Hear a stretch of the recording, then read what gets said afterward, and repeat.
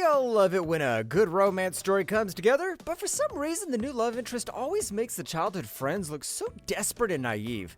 So right now, here are the top 10 times the childhood friend finally left the friend zone. Before we get into it, don't forget to drop a like, and if you're new here, do well to hit the bell icon, and subscribe it for more content like this. So first we have I've Always Liked You. For the record, I regret putting this anime at 10th place, but I'm still gonna do it anyway. Why? Because I call the shots, and I'm the big dog here. The story centers around a high school student, Natsuki, who has always had a crush on her childhood friend, Yu. Because her feelings remain between her and her shadows, she comes up with a plan to practice I love you confessions with Yu. Of course, Yu is oblivious to her feelings and just wishes to help her gain courage till she's able to confess to her dream boy, but it's really just Yu. I've always liked You as an anime movie that honestly had me in shambles at some point. Not because it ends badly, it's just sad when someone in that love triangle doesn't get to experience love. The sound is perfect, the dialogues between the characters are soul-gripping, and the love confessions are heart-swelling.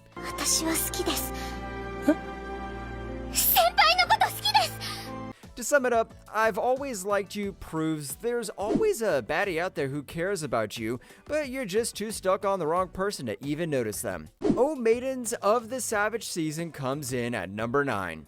What can I say about this? A cliche romance story about teenagers with teenage problems? We have 5 students in a literature club, yet their conversation is something farther from book covers. The real version of the literature club is to read smut for educational purposes. The subject matter becomes what each girl would like to achieve in life, and Kazusa easily blurts, she reveals that she's scared of doing the Mummy and Daddy activity where they wrestle like Monday Night Raw. It still is complicated when she realizes she's in love with her childhood friend Izumi, but is unable to confess her feelings to him. Why? Well, because Izumi's attention from girls feels like that of a K-pop idol. It gets even harder when she realizes that Izumi is become open to having those Mummy and Daddy screwing activities. The devil leads Kazusa right into the scene one day, and boy, love is tough. There's no curse more twisted than love. In the end, Kazusa finds herself withdrawing from being so close while Izumi is left to wonder why the sudden change. Brief disclaimer, this anime will have conversations about love and adult rodeo between the characters. This storyline also revolves around the stories of the other girls who share Kazusa's fear, yet in actual sense it seems appropriate because of a coming-of-age story where the teenage girls go through that phase, if you know what I mean. Swinging in at number 8 is Boarding School Juliet. This anime was released back in the day, and it's a fine example of Romeo and Juliet rebrand. It beautifully depicts the idea of romance between chaos.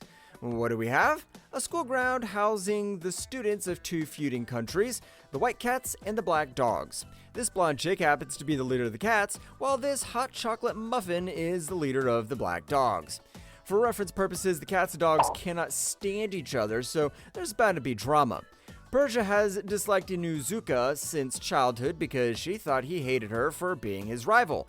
Yet all of that changes when he swings the bat one day and confesses his burning love for her. I said burning love because this is one piece of news that will burn the school gossip blogs. When news of Persia and Inuzuka's forbidden romance reaches the public. Producers of Tamako Market say no, Tamako's love story must be completed even if it's the last thing they do. They go to the kitchen and cook up this glorious movie as a sequel to wrap things up perfectly.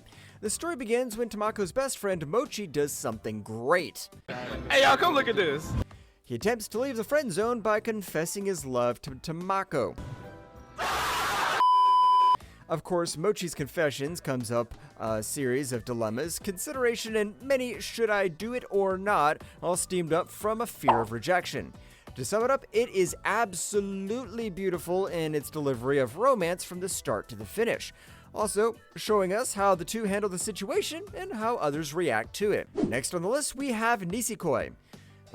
If you want a rom-com anime made from scratch but you can't call Nara Smith, so that leaves you with a deal breaker. For obvious reasons, Shakespeare's Romeo and Juliet builds this story's foundation, while the creators add their spice to it, which balance all the elements, including romance. We have two rival gang families decided to end their feud, but instead of sitting down to sift things out like adults, they choose to jeopardize their children's future. That's plus infinity points for our family aura. Well, that's how Chitoge and Raku end up getting betrothed to each other. But then again, the reality is that these two cannot stand each other. They agree to play along with their parents' script for pulling off a fake relationship for years. Despite their sultry disses and chaotic conversations, they unknowingly start caring for each other. Of course, things get complicated knowing that Raku is trying to find a girl from his childhood who gave him a locket, and he also has a huge crush on Onodera. Having a crush while betrothed is not a problem, is it? Nah. The disturbing fact is when she gives perfect waifu vibes. おいおい、何泣いてんだよお前は。いや、それ俺が買ってきた方の。PA Work Studios was pregnant till they gave birth to this masterpiece. Not gonna lie, they ate with this one. The scenery, graphics, world building, and representation of romance elements? A 10. Four childhood friends, Hikari, Chisaki, Manaka, and Kaname, are sea dwellers in a dying ecosystem where things don't seem to work anymore. They experience my childhood dream of wanting my school to be shut down forever and find their way to the surface where the other sea dwellers have become full-time land dwellers. See, easy storyline, but then again, it turns into a complicated web of love because boy, oh boy, feelings were flying all over the muffin flipping place. Kaname likes Chisaki, who has secret feelings for Hikari, but Hikari's gaze is fixed on Manaka, who later has a crush on a charming land dweller, Tsumugu. At some point, the ship's not sailing, it's sinking. Otaku, Love is Hard for an Otaku sits pretty at 4th place. Finally, a masterpiece that's not a high school drama and actually focuses on romance between two adults. For the sake of this anime, get that kiddie stuff off the road. Cause there's nothing like tea and hot office gossip. So, what are the odds that your childhood friend also works at your new job, has similar interests as you, and wants to try dating? That's what Narumi signs up for when she gets hitched with Hirotaka. She's a yaoi fangirl who keeps her weirdness under the wraps, but when she's with Hirotaka, it's all sunshine and rainbows. It's kind of like being with that person you can fart freely with and y'all just stay there to inhale the goodness together. Peak freedom of will. Yet for Narumi and her man friend, it's not all bed of roses when actual problems arise amidst dating. They have to navigate things to make things work by overcoming their insecurities and expressing their emotions. Yoda of the Dawn makes it to the top 3. When the conversation is about characters with chemistry, bring Yona and Hawk to the table fast and throw the others someplace. Since childhood, Yona has had a crush on her cousin Soo-won, who treats her like a child no matter how expensive her perfumes and outfits are. Well, that childish crush ends when Soo-won kills her father on the night of her 16th birthday. She escapes the palace walls with the help of her childhood friend, palace guard Hawk. Well, it turns out Hawk has had feelings for Yona for the longest time, but kept it to himself, saying how she always has butterflies for Soo-won. Yona and Hawk become fugitives on the run from Soo-won's wrath, and while they search for a way to defeat Soo-won, they begin to fall in love. Even with no confessions, their actions and will to protect each other give all shades of green flags for this ship to sail. At number 2, we have Blue Spring Ride. Newsflash, we're back with the high school romance movie, but I promise this one eats, so stay with me. Please, Pookie? After being a girly girl all her life, Futaba switches to her non-feminine era in high school, so she doesn't attract bitter girls who bicker with her out of jealousy. So Homegirl changes herself because she desperately is in need of making friends. For the record, they don't give two flips about her despite the efforts.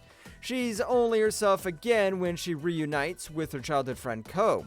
Sadly, she realizes that Ko is no longer the sweet kid she knew but still loves him anyway, just because he's her first love and she probably doesn't know her worth. I'll keep this plain and simple. Futaba notices Ko's growing affection for Narumi. Futaba gets upset about this and confesses her feelings. Ko rejects her. Futaba gives Toma a chance, and then we have Ko acting like a rabid dog to the couple. Wrapping this up, it's an adorable anime, cringy, with a classic rom-com that'll take you through an emotional roller coaster and shriek like a little girl. There'll be plenty of adorable moments to keep your romance tentacles twinkling? Yes. Will there be love triangles? Yes. Will there be unrequited love? Yes. Will there be rejections? You bet there is. Ooh, woo. 似合わない。 Cross Game is close to being an old school romance, yet it is simply God level despite its long home run. You see the baseball joke I made there? Heh, very demure. Coincidentally, this is also a sports anime about baseball, and the protagonists of the story have a very strong connection. Ko and Wakaba are not only childhood friends, they were born on the same day in the same hostel, and their fathers happen to be business partners. Their friendship is so beautiful that even their neighbors are on the Kokaba ship. Well, everyone except Wakaba's little sister Aoba, who believes Ko's trying to steal her sister's attention from her. One day, an unfortunate accident happens when Wakaba in the story moves on to 4 years later, where Ko and Aoba meet again. Initially, they can't stand each other, but their love for baseball gives them something to work with. They become as close as Wakaba always wished they'd be, and eventually develop feelings. The drama gets spicier when Wakaba's lookalike moves to the neighborhood, and boy, oh boy, this unleashes some memories that both parties can't digest. Well, that's a wrap, weebs. Thanks for watching, and tell us in the comments if you agree with this list and which anime should have made the ranks. You made it this far, so don't forget to like, subscribe, and hit the bell icon for more tea.